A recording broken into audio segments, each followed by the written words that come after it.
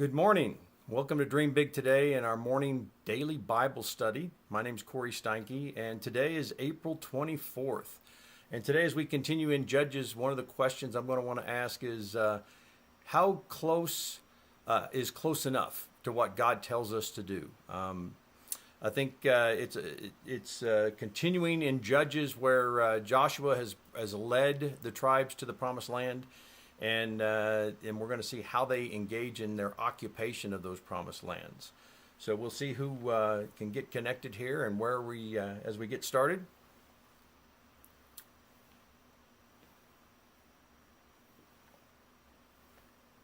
So far we've been tracking in Judges, and remember yesterday's reading that the Israelites, they didn't drive out all the Canaanite nations in the lands that they were supposed to occupy, right? They didn't destroy all their idols.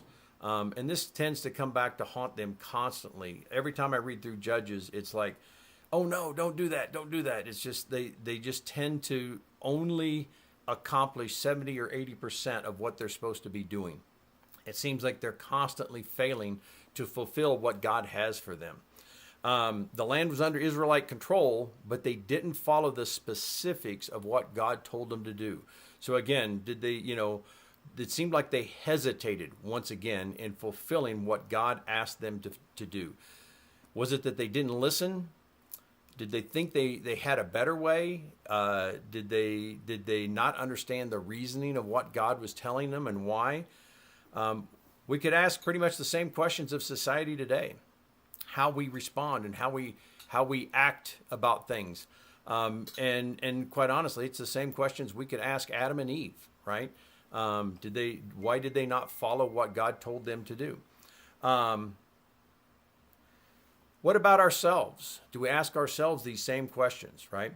So Joshua got the tribes into the promised land, but they never truly complied with God's approach to occupy and receive the goodness that those lands held for them, right? The Israelites served the Lord. This is verse 7. And the Israelites served the Lord throughout the lifetime of Joshua and the leaders who outlived him. That's kind of key.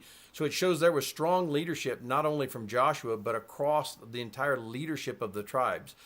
Those who had seen all the great things the Lord had done for Israel. So these were the men that, again, had been around under Joshua and understood what the Lord had done to deliver them out of Egypt and get them to the promised land.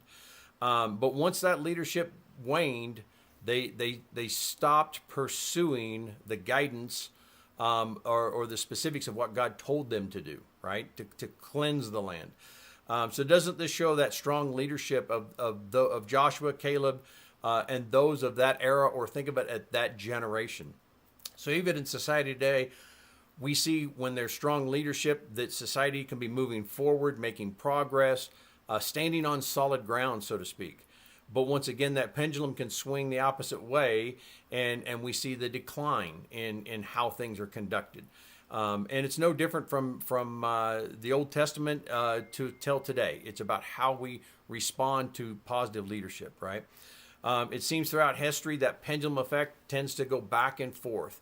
That we go to the left, then we come back and we go to the right, and then we come back and we go to the left, and we can't make up our mind of really where we're going. And not all of that is bad, but it's about understanding who we're following. And in this case, the Israelites are supposedly following God, but they tend to never quite get it right, never quite get there. So then how close is close enough, I guess, is the question, right? So the Israelites didn't seem to know their own history because they kept losing the perspective of why they should be dedicated to God in the first place, right? So that would tell me that they're not really passing it down from generation to generation. They're kind of gaining it through osmosis or being in the environment that they're in. But if the strong leadership isn't there, they quickly forget. So again, we see this in any generational divide across every society, across the entire world, if we really look. It's not hard. It's a constant struggle, I think, across all of mankind.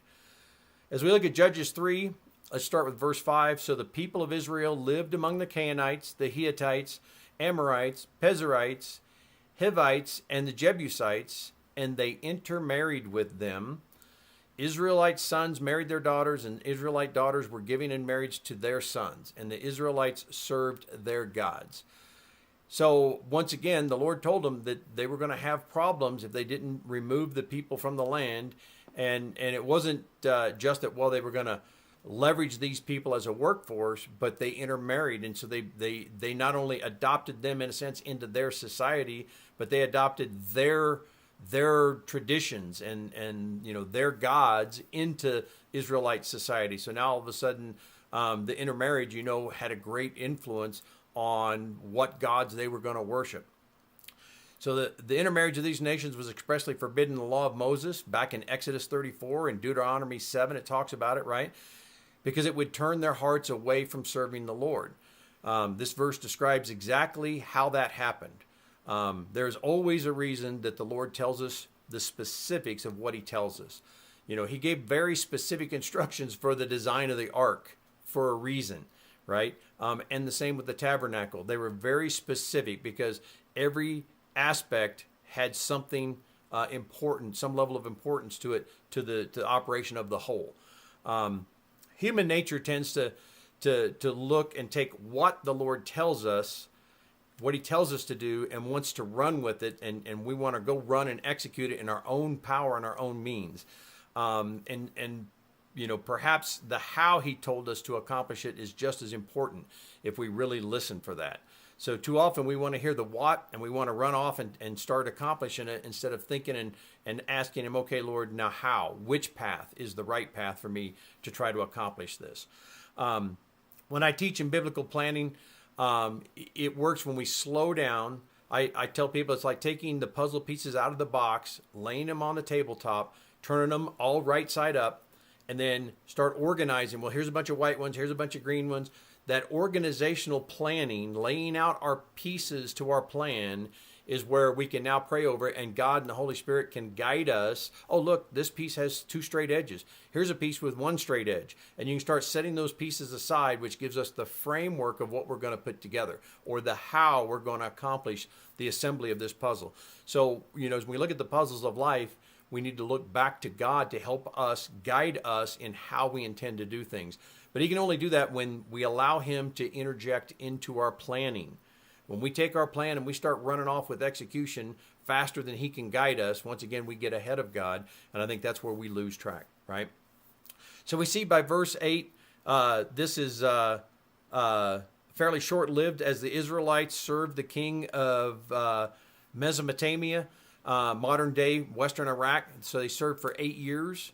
And by verse 9, but when the people of Israel cried out to the Lord for help, once again, you could insert, the Lord raised up a rescuer to save them. His name was Othniel, the son of Caleb's younger brother, Kenaz. Then we'll jump to verse 11. So there was peace in the land for 40 years. Again, strong leadership, and look at peace in the land. Then Othniel, son of Kenaz, died. So then it's like, okay, what's going to happen next? Who's going to follow? What kind of leadership is represented? And by verse 12, once again, the Israelites did evil in the Lord's sight. How quickly the lack of leadership, they run off to, whatever's available. Verse 14, and the Israelites served King Eglon of Moab for 18 years. So again, the pendulum swings again up and asks harder questions of the Israelites. Then they decide to turn back to the Lord. They cry out for help, and the Lord raises up someone to help them, right? Strong leadership always brings that back. I see this as finally being receptive. In other words, the Israelites have endured enough.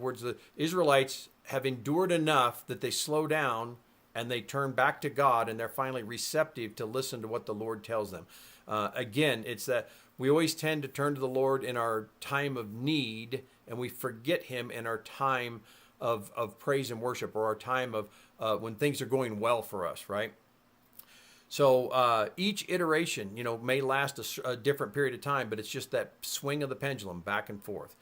So Ehud, the son of Gera, he kills King Eglon of Moab, returns and rounds up Israelites to fight near the Jordan. On verse 29, they attacked the Moabites and killed about 10,000 of their strongest and most able-bodied warriors. None of them escaped. So Moab was conquered that day by Israel, and there was peace in the land for 80 years. But it also tells you if the Israelites were able to rally very quickly and